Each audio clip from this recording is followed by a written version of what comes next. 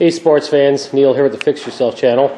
It's a very windy day here. You can probably hear the garage doors rattling in the wind. Don't really want to do anything outside. Just thought maybe I'd mention the state of affairs here. I got a number of things that half-finished projects. Right here I got the mystery engine. Like, it leaks oil occasionally, but not all the time. Don't really understand that. I did order a new bottom cover for it. I have it. I might just put the new cover on. It's a really strange situation.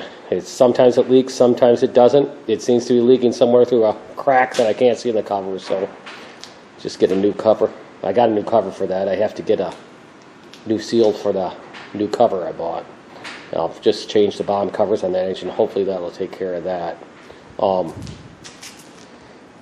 Got the Ass Kicker 800 battery charger jumper here that I'm half done on, and told you a long time ago I'd make a video on making that. Well, that's also about half done. And I just got to do a general cleaning of this shed. That's one thing. Working so many hours, I come and do what I need to do and don't really have that much time to clean up when it's time to go to bed so I can get up and go to work the next day. So I kind of got to clean up the mess that I got going on here. But what I thought I'd do today is I thought I'd do a video on lock nuts, of all things. Lock nuts are something where most people don't have them on hand, and but then every once in a while you'll need one. And the ideal situation is to have some on hand. The store I do buy most of my parts and things for, they've started stocking them in bulk, so I just bought a handful of every one of the common sizes, you know, 1/4 inch, 5/16, 3/8, and so on. So if I need a lock nut now, I got it. But I know most of you probably don't have lock nuts on hand, and the time will come where you'll need one. Now the thing is that what you do have to be concerned about is what is your application. There's two main kind of lock nuts. They got the most common kind, which is this nylon locking nut. It's got a nylon insert in there that puts some resistance against the thread of the bolt and keeps the nut from coming off, but they're useless in high heat situations like an exhaust manifold. They also make crimped thread lock nuts, and these are usually identified. They'll have a little dot on them. Can you see that? There you go. And that'll indicate that that's a lock nut. Other than that, it looks just like a regular old nut. Sometimes a crimped thread lock nut will have a conical shape near the top of it, similar to a nylon thread locking nut, trying to indicate that it is a lock nut. But like I said, so often a situation will come up where you need a lock nut and you don't have one on hand, and you know, what do you do then? Once again, what is the application? If you're in if you have a situation where your main concern is you just don't want the nut to come off, there's some things you can do.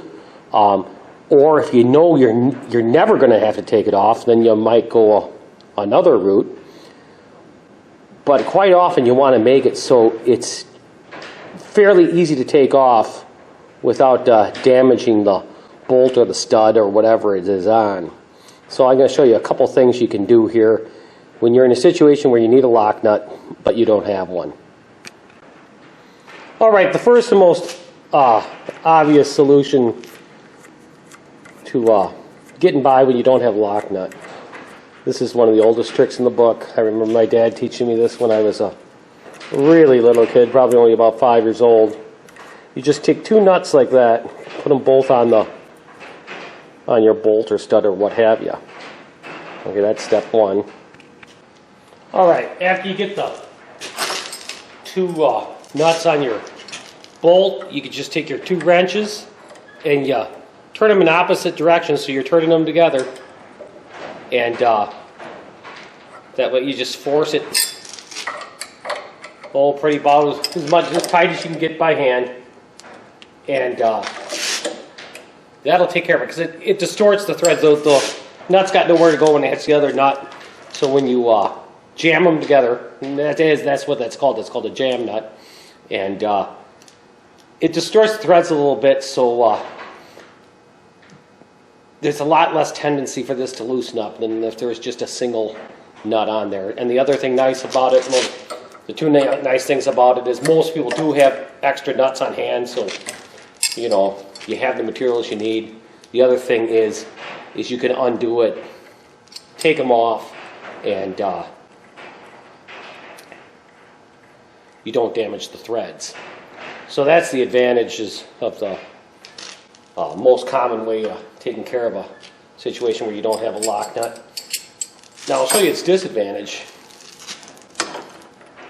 And the fact that it has two nuts on it. You need enough threads on your bolt exposed to put on two nuts. If you have a nut that is, if you have a bolt that only has enough threads for one nut to go on, obviously the two nut trick doesn't work. You're going to be out of luck. So what can you do? There's a couple things you can do there. Now in a situation where you only have enough thread to put on one nut, the most obvious solution is to use Loctite. They have two different types. They have red and they have blue. The blue you can take apart fairly easily with wrenches. It works good to keep a nut from vibrating off. The red is good for when you really want to hold something securely, and it's very, very difficult to remove a nut that's been glued on with red Loctite. However, you can get them off by heating them with a torch. You can heat the nut, and it will come off even if you have the red Loctite on. So, simple enough. You just take a little, and you don't need a whole lot. Put a little bit on the threads, put on your nut, and that'll set up fairly quickly and pretty much glue that nut in place. Now let's say you're in a situation where you don't have a lock nut and you don't have Loctite on hand, but you want to make sure you have a nut that doesn't come off. You can just take paint. Any type of paint will do. I like oil-based paint for metal the best. Yeah, I guess you could use latex paint if you had nothing else. But if you just put some paint on those threads, okay, and it doesn't even have to be paint. You could use silicone, anything that will kind of set up and cure, and paint the threads, and then you can just turn your nut on, and that'll do a pretty good job of keeping that nut on once the paint dries. Let's say now you're in a situation where you don't even want to have a tight fit. You want to have some pieces put together where this is acting as your bolt is acting as a hinge or a pivot point. So you don't really even want a tight fit. But once again, you don't have a lock nut on hand. Obviously a lock nut would be the ideal thing. And let's say you don't have a lock nut. Let's say you don't have a lock nut or any Loctite on hand. And let's also assume that for whatever reason, you don't want to take that nut off because the piece of work you're working on will just kind of fall apart when you take out it's a critical fastener holding everything in just the right place. What you can do in a situation like that is you can just take any type of silicone, blue, black, red, it doesn't matter, and you can just put some silicone on the nut and the end of the nut and bolt there, and just let that dry, and that'll make a pretty decent lock nut. That'll keep that nut in place and you'll be able to have your part swivel without the nut working its way loose and falling off. You know, a lot of times the way you look at something depends on your financial situation. When you're a kid and you don't have a lot of money, you try to reuse every old nut and bolt you might have, just so you don't have to buy new ones. I once worked at Arlington Experimental Farms when I was in college for an internship, and when they'd be rebuilding a piece of equipment or doing any type of repair, they just, as a course of habit, would just throw all the nuts and bolts away, and they just use brand new ones when they reassembled it. And that might seem kind of ridiculous, but when you think about it, when you're paying the guy $20 an hour or what have you, it just doesn't pay to have them fight with old rusty hardware. You might as well use new. And you don't even have to be being paid that much an hour to, not to be able to totally justify using new hardware on a project. But don't throw your old hardware away. Sometimes a rusty nut, okay? You're at a nice brand new nut. Look how nice and easily that threads on my bolt there, okay? Let's say I wanted one that didn't come off so easy. I could take an old rusty nut, and see, that doesn't spin on very easily at all. So put that on, use my wrench, and it takes a certain amount of effort to turn that rusty nut on, as you can see, but boy, that's almost as good as a lock nut, an old rusty nut. So you can go that route. Now, one other thing. Let's say you're in the desert or you're in the jungle, okay? And all you have is what you have. You have your nut and your bolt. And you need a lock nut, but your nut is not a lock nut. And you only have one of them. And you want to be able to make sure that nut does not come off. In that case, all you have to do is slightly damage your threads. Everybody knows that damaged threads are kind of hard to turn a nut on. So if you just beat up the threads just a little bit, not so much you can't turn on the nut without breaking it, but good enough so you can, I wonder if that can even get in focus there. Can you see that, see them threads? See how I mashed up them threads a little bit there? You don't have to do it a whole lot. Just make it so it's hard to turn the nut off. And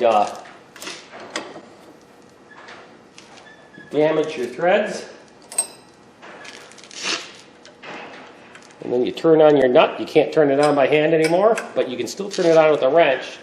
And that works almost like a crimped thread lock nut. And that will keep your nut from coming off, as easily anyway. Now, I'll show you two other things. One thing is, let's say you're not really concerned about any specific torque, but you just don't want to have that nut come off. That is of utmost importance. In that situation, what you can do is you can just hammer on the end.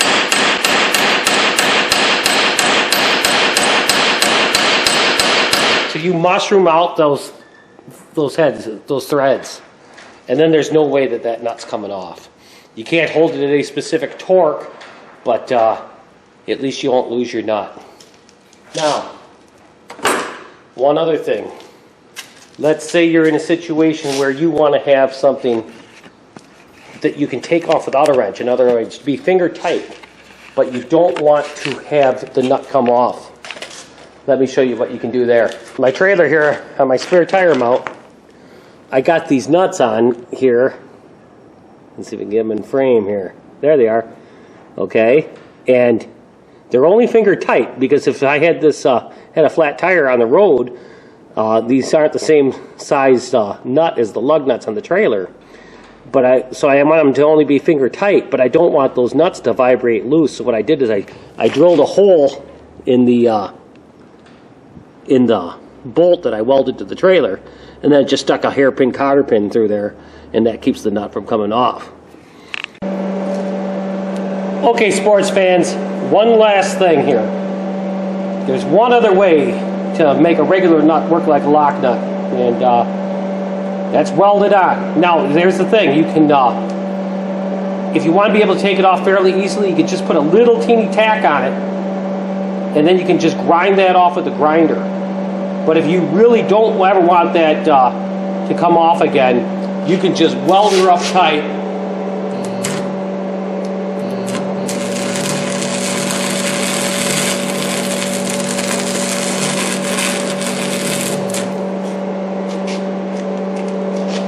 You do that, and that nut's never coming off unless you use an acetylene torch or a grinder. So if you liked what you saw here, please like, share, and subscribe. Do whatever it takes here to make this the #1 channel on YouTube. If you have any comments, put them down in the comment section below. I appreciate seeing them. And until next time, we'll see you here at the Fix Yourself channel.